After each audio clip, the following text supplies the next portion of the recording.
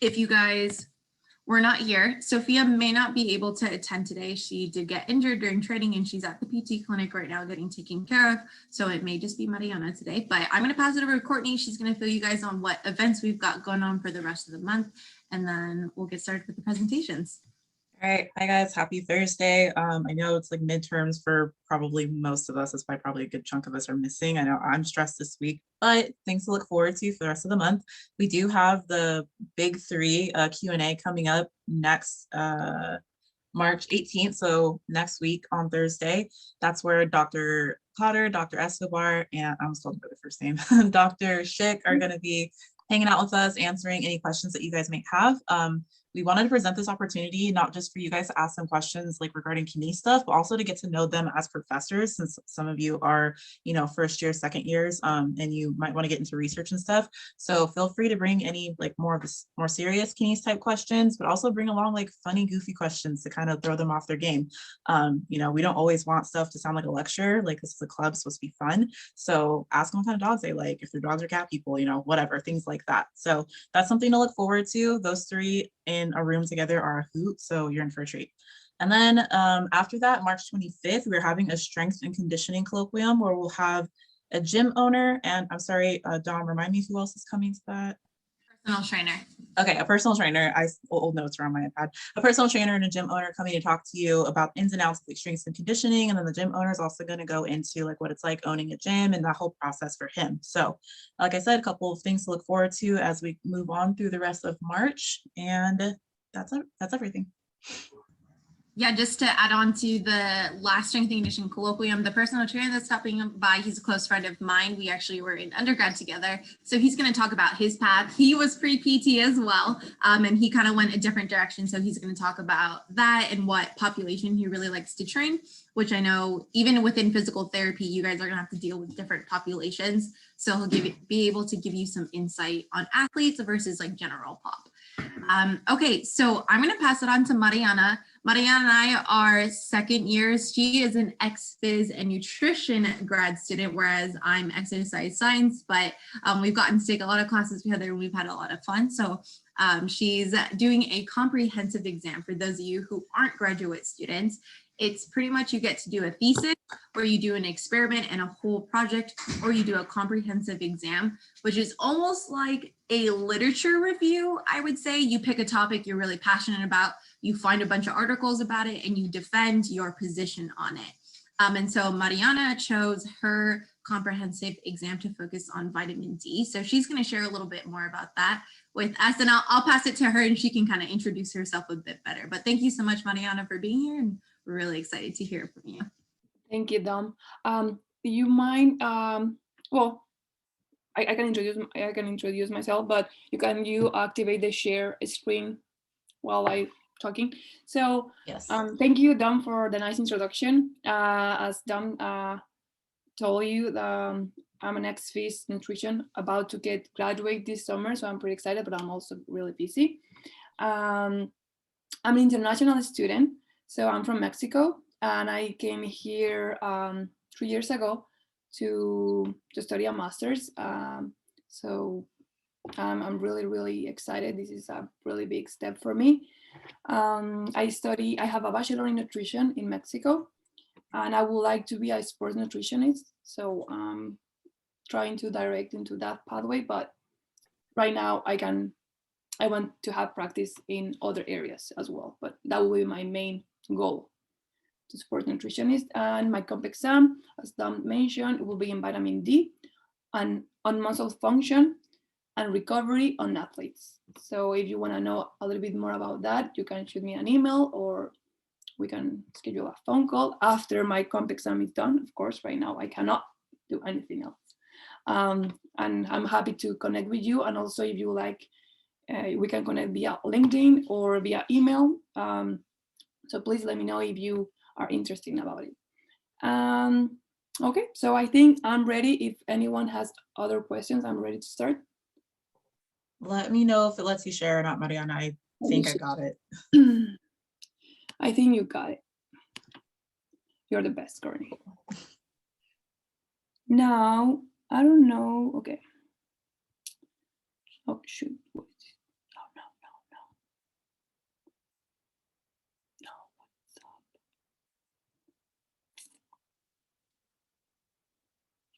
Okay. Do you see full screen or not full screen? It's we can see your like notes on the side too, so I it's don't know why it's oh, maybe, or what happened? oh yeah, there we go. That looks good. That's full screen now. Oh, so if I put present here, swap this Yeah, I think if you do that, there you go. That looks good. now. Yeah, that's good. Okay, let me Perfect. move your face out of the way. Not because I don't want to, but right. Okay, so this topic, or this, I don't know, yeah, like theme was about nutrition and immunity. But I really want to focus on a specific nutrition topic, which will be vitamin D. And you will see why I chose this topic. Of course, it's because I love vitamin D, and also I'm doing my comp exam, but it really has a lot to do with immunity. So I hope you do your best to understand these crazy terms. Sometimes I'm gonna try to explain as easy as I can. And I'm not even an expert, so don't take me wrong. It's hard, but I hope I don't scare you. But you will love it and you will learn a lot. Okay, so let's start. Oh, okay. Okay, vitamin D. So vitamin D was first discovered by this Dr. McCollum in 1922. Actually, his nickname is Dr. Vitamin because he also discovered vitamin A, vitamin B, and of course the vitamin D. So of course he didn't do all by his own, right? He must have someone else. But and how he discovered this vitamin was because he was looking for different type of diets to prevent rickets, right? So after trying like 300 diets, he found that the cod liver oil diet was the one that helped prevent these rickets, and that's how he found that the cod liver oil has vitamin D. Okay. Probably you remember that vitamin D is a fat soluble vitamin, but this vitamin is different from all other vitamins because this vitamin works as a hormone. And if you take a look below this handsome doctor, I put some structures, molecular structures from other hormones such as estradiol, cortisol, testosterone. And if you see the structure of vitamin D and the other hormones are pretty much the same, or well, not the same, similar, right? Has these common steroid rings, right? For rings. So it acts similarly as these other hormones. So just imagine if you don't have testosterone as a guy. Oh my gosh. So a lot of problems, right? So the same as vitamin D. So that's why it has a lot to do with in our body. Okay, there are two types of vitamin D. Vitamin D2, which also known as ergocalciferol, and vitamin D3, which is known as cholecalciferol. Vitamin D2 especially is found in our diet, whereas vitamin D3 is found especially in supplements in this case, and especially on via sun exposure once we hit in our skin, when we hit in the skin. But I'll talk about more in the next slide about that. Okay, and the active form of this hormone is called calcitriol. Okay, just remember that. Just keep paying attention. And then, however, vitamin D has an inactive metabolite, which is called 25-OHD or calcidiol. But this inactive compound is chosen for researchers to measure that inactive compound because this metabolite has the longest half-life in our body, but also there's a lot of in our body about this metabolite, so it's easier to to actually test and measure that in our blood and to relate that to vitamin D status. Also, vitamin D has their own vitamin D receptors called vitamin D receptors. Easy, right? But these receptors have been found in almost the entire body, including, of course, bone, intestine, kidney, skin, muscle, and of course, our immune system. So any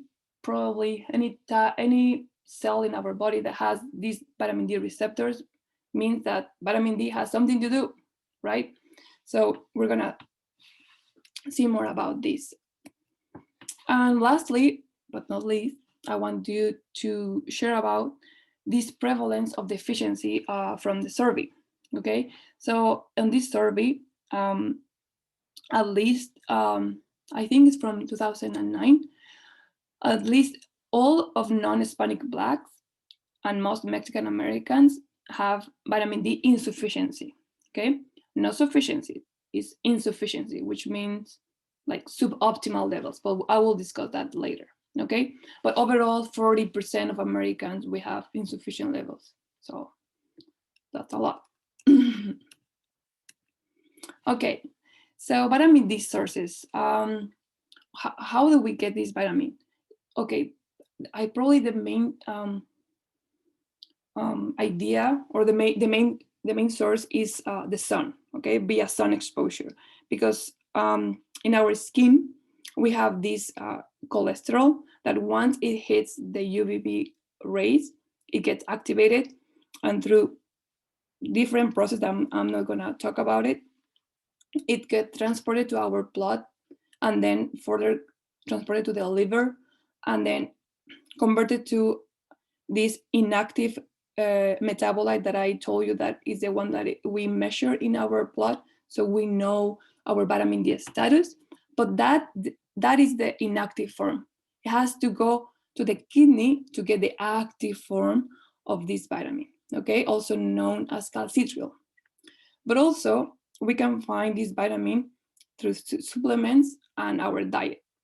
Okay, there are several factors that can affect this absorption of especially from the sun, but will be to be dark skin, to be an old individual, to have overweight, to have a low cholesterol, to have less sun exposure, of course, to have on the right side, probably to don't have enough vitamin D food from vitamin D sources from our food, to have also low magnesium intake, because magnesium helps convert this this vitamin D into the active form. So if you have low magnesium, it's likely that vitamin D won't get absorbed as well. And of course, to be a lot of the time indoors while doing our Zoom classes, right? So of course, this pandemic changed us in that way that we have to be more indoors. So we have this risk factor because of being a lot of the time indoors, right? So again, the main source will be the UVB rays or sun exposure. And I want to mention that it's not that the vitamin D comes from the sun, right? It's that because in our skin we have this special provitamin called 7-dehydrocholesterol that once it hits the UVB rays, it gets converted to the pre-vitamin D3, and then it can follow the process, right? But also we have food sources, especially if the foods are fortified, such as fortified milk or fortified orange juice, salmon, sardine, tuna, egg yolks, cod liver oil, and shiitake mushrooms. Okay, and the RDA for the dietary allowance of this vitamin D, which be to consume at least 600 to 800 international units in adults. This is from Institute of Medicine. but also the Endocrine Society has increased that recommendation to 1,500 to 2,000 international units in adults. And that's why the discrepancy between these two recommendations is because we don't have absolute definition of vitamin D deficiency, because these recommendations started to just prevent or just to prevent like osteoporosis or stomalacia, like bone health related deficiency. So these recommendations are not taken into account. They don't take in account like muscle function. They don't take in account immunity. They don't take other functions. So there's a lot of arguments about these levels, right? So of course, if we don't have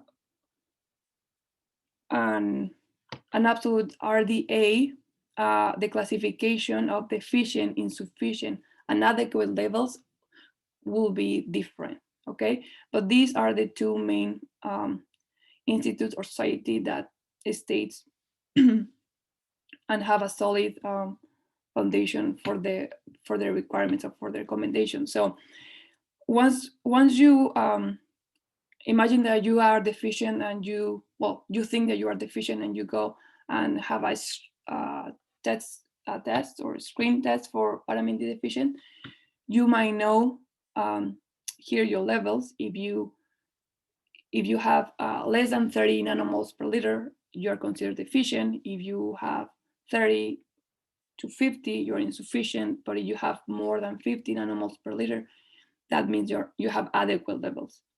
But if you see here, the Endocrine Society says that if you have 50 pretty much, you are deficient, okay, not adequate. So these recommendations and these classifications are very, very important, because when you are reading research, the research has different cutoff points. So a lot of research does not include the same definition of deficient or insufficiency. So it's hard to follow the literature within these two classifications. So just be aware of that. Okay. Because vitamin D is a hormone, it functions in two ways, basically. A non-genomic way, which is through the cell membrane, like the communication from the cell membrane, and the genomic interaction, which will be literally via like gene expression, okay? Our immunity. Now let's talk about immunity, right? I talk a lot about vitamin D, but now let's see how vitamin D is related to immunity. We have two types of immunity: our innate immune system and our adaptive immune systems, and of course different type of cells, as you can see in this picture. Okay, the difference between our innate immunity and our adaptive immunity is pretty much that our innate immunity is the one that you inherit from your parents, right? Versus the adaptive immunity, which is the one that is in response or created in response to the exposure of a foreign substance, right? So this innate immunity is non-specific, and the response is very rapidly, right? So our innate immunity will be our skin, our mucous membranes, the temperature, like pH, etc. An example for our innate immunity is when you cut your finger and you produce a lot of white blood cells fighting for that bacteria, which cause redness and swelling when you have a cut. But our adaptive immunity is when you really, your body creates that response because there's exposure from something else. For example, COVID, right? If you get the vaccine, well, you won't have the vaccine because you will become adaptive. You have that adaptive immune system, which has remembered that foreign body. Therefore, you will hopefully not die just be healthy, right? What else? Yeah, our adaptive immune system is composed of B cells and T cells. So just remember that. Okay, so as I mentioned, vitamin D is more than just calcium and bone homeostasis, because vitamin D receptors has been found on immune cells, especially on B cells and T cells, which are our adaptive immune system. That means that has something to do in our immune system. And these B cells and T cells has the ability to synthesize the active form of vitamin D. So it's like the kidney, basically. So the kidney has a specific enzyme that can activate the vitamin D. Well, these immune cells has their own enzyme to actually activate this vitamin. And by activating this vitamin, it can go to this gene expression and a lot of things that are more probably complicated to explain, but these can modulate the innate and also the adaptive responses, right? So vitamin D can increase our B cells with T cells, right? Or also our innate immune response. And of course, deficiency of this vitamin will be associated with increased susceptibility to have an infection. By having optimal vitamin D levels or status, we will enhance our immunity by increasing antimicrobial peptides, which just think about the first word, antimicrobial, right? So antimicrobial proteins, right? These two, I put it there because are related to COVID. And you might have read already some papers about COVID, and if you see those peptides, usually when you have COVID, these two antimicrobial peptides are decreased. So vitamin D can increase these antimicrobial peptides, right? And also will decrease induced inflammation. In this case we can have inflammation not only from diseases, but for many other reasons, but you can also decrease induced inflammation by reducing the expression of inflammatory cytokines. Cytokines are like the messengers, pretty much, that interact from T cells and B cells. So if you reduce the expression of these inflammatory cytokines, especially IL-6 and TNF alpha secretion or tumor necrosis factor secretion, which are probably the most popular, or you can remember. So by reducing this and increasing the production of anti-inflammatory cytokines such as IL-10, you will enhance your immunity, of course. And lastly, I want to show this, I'll say like correlation association, like graphic that I found really, really interesting, because this was a retrospective and prospective study, which they measure the at least 100, almost like 200,000 patients in the United States. So from 50 states, right? And they, during 12 months, the median age was 54, I think, and 68% were females. And this association shows that positivity rates are higher in patients with deficiency. So deficiency is here. You see the positivity goes up. Down the patients with adequate levels, right? Adequate levels, well, are much, much less. And just remember, this is an association. This doesn't mean causation. Doesn't mean that if you have vitamin D deficiency or adequate level, doesn't mean that you will have COVID. That doesn't mean this, okay? This is just an association between the positivity rates and the vitamin D status. But this is very important because even though they did this association on the status and the positivity rates.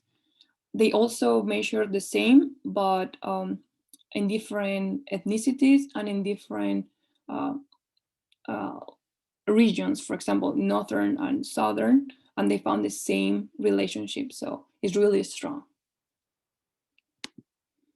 Lastly, I hope I haven't lost you, right? I hope you are with me. I know I take more than 15 minutes, but okay. So takeaway points. Okay, our risk factors for having vitamin D deficiency will be ethnicity, as I mentioned, like to be pretty much dark skin or African American or Mexican. If you have that risk factor. The season, if it's winter, well, that's another risk factor. Latitude, if you live in the northern places, that's also a risk factor. We live in LA, so don't worry, don't just go further. Your age, if you're older, that's another risk factor. Obesity as well. Obesity, I want to mention that it's a risk factor because vitamin D can be stored in adipose tissue. So if you have a lot of adipose tissue, a vitamin D can be like sequestered, no, like arrest, or I don't know how to explain, like take away and just like in jail, right? So you don't have vitamin D. You have your vitamin D in jail. A lot of sunscreen. I'm not saying that you should not use sunscreen. Just that is a risk factor, right? Just because you won't get a lot of UVB ray inside. Of course, on exposure, if you're a lot of time indoors, well, you won't have vitamin D sufficiency levels. Insufficient magnesium and vitamin D from food. And of course, these will decrease levels of vitamin D, which might lead to deficiency or insufficiency. And this might decrease your immune system, as we already discussed, and you might be more susceptible to infection, especially for respiratory viruses such as influenza and COVID, which are like related to vitamin D as well. And remember, sun exposure is the main source, but you shouldn't rely in food. But you should rely in food and supplements to correct any deficiency. Don't go crazy and say like, oh, I am deficiency, so I'm gonna go and run to the beach and expose myself 2 hours, because that's not what I'm saying. Okay. And I think that's it, and I can open any questions. Great job. Thank you, Mariana. That was, even as a grad student, I mean, we took nutrition together. Like we maybe spoke about 3 minutes on vitamin D. So I honestly don't know anything. So that's really, really important for me. So thank you. I do have questions / clarifications as always, but I will save mine unless anyone else has them. Thank you. I have 2 questions, if Yeah. you don't mind. Earlier on, when we were talking about the active form and the inactive form, correct me if I'm wrong, you had said that we measure the level of vitamin D based off the inactive form? Yes. And so then after that it has to get changed to active form, is it safe to say that all of that gets transferred to an active form, or does some get lost? Or like how accurate is that measurement? It's not that it's very accurate. Actually, there's a lot of research that might say that we should measure not only this inactive metabolite, but also the free metabolite without the like unbound form, but also maybe we can measure the active form of vitamin D.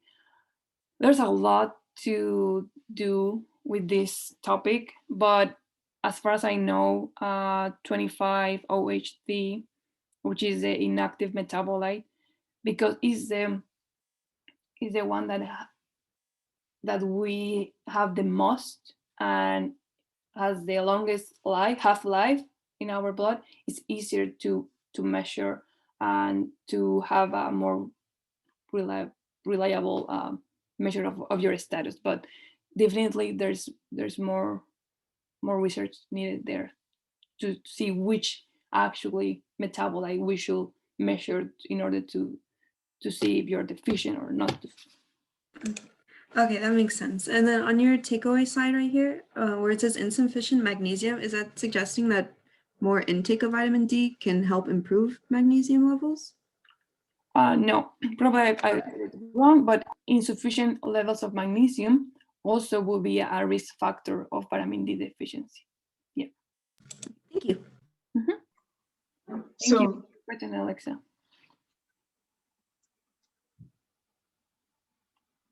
sorry, kind of just adding on to the insufficient magnesium question. So does that mean having insufficient magnesium would affect your absorption of vitamin D? Totally. Okay. Yes. Yes, magnesium is also a very important mineral which is related to bone health. We have a lot of magnesium. We need a lot of magnesium in our body, but especially in our bone, that's right, too.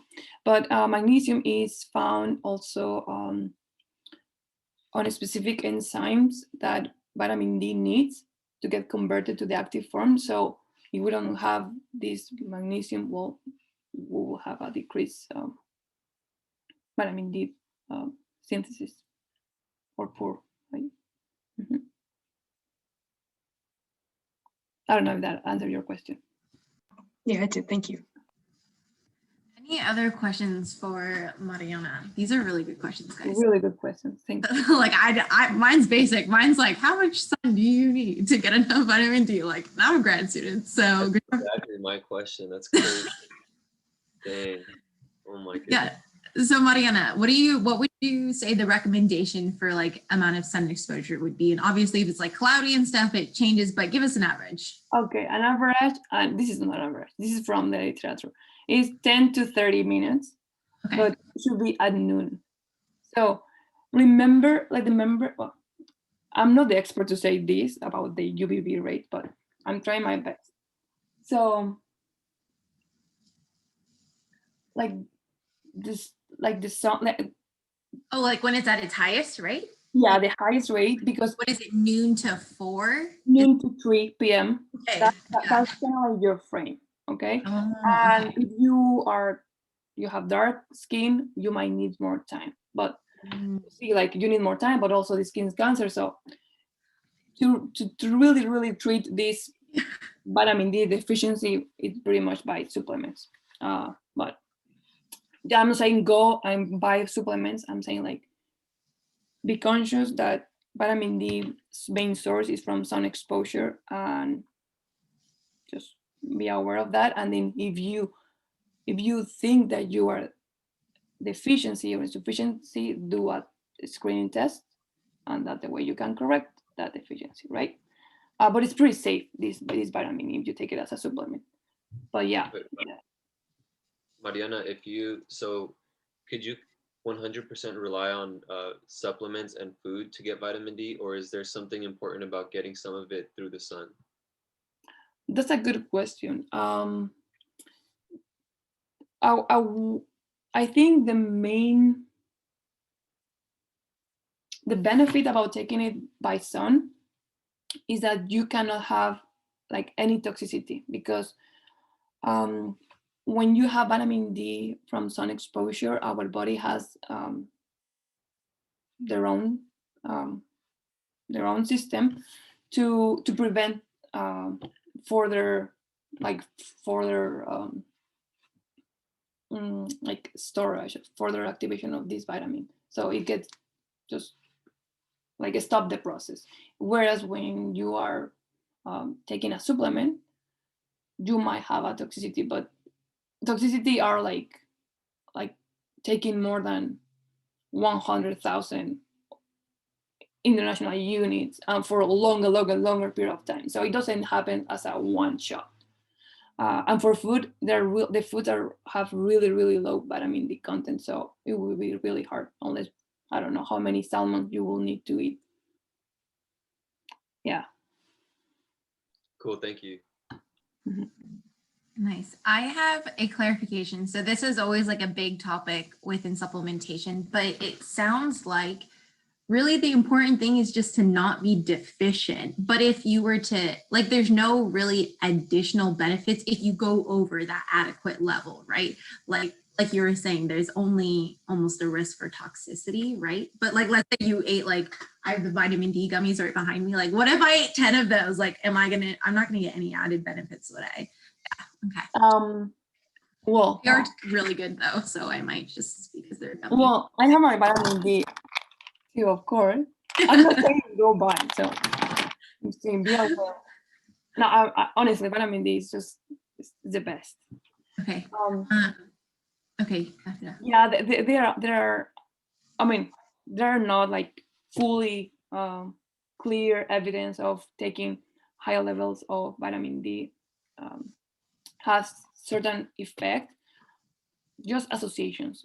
Right now, we have only associations, and associations aren't really strong.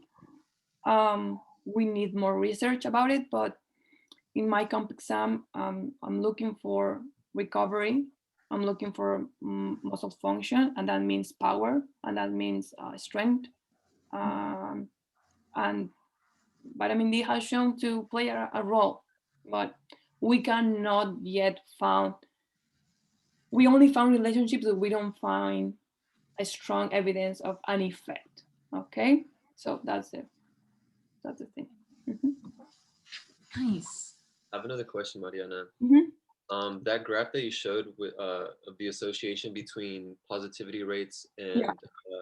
like blood concentration of 25 OHD, how much does it looks like around 50 nanograms per milliliter is the place to be at?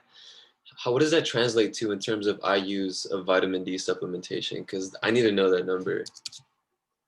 Okay, so I don't have it here, but if you go to this slide, I show you a different unit, which is nanomoles, but you can convert nanomoles to nanograms.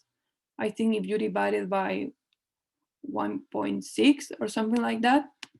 But then, so this recommendation of the Institute of Medicine, 600 to 800, are related to this number, 50 nanomoles. Okay, so that will be my answer. Whatever is the case in nanograms, I think is 30 nanograms per milliliter. So if we go here,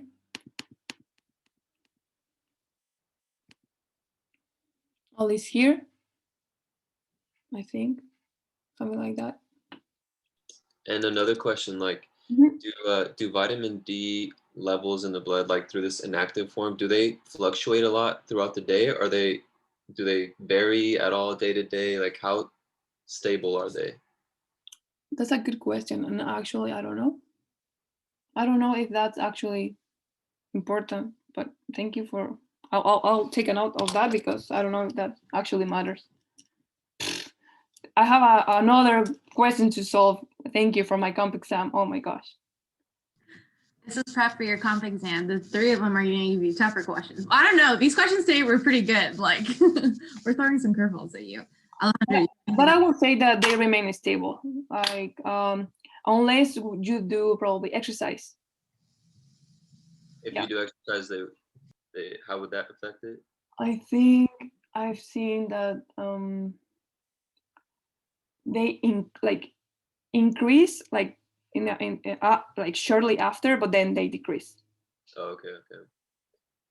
Cool. Yeah, I was wondering, like, if I'm supplementing and I miss a day, like, would that actually like change the level of inactive form in my blood, or would it not really? No, really doesn't matter because our body stores this vitamin, in our blood and in our fat tissue. So it just, when it needed, you just grab it. You just have that vitamin, and then it converted to the active form, and then that's it. So we need just sufficient levels of that vitamin D, 25 OHD circulating in our body. So when the body needs it, has it. Mm-hmm.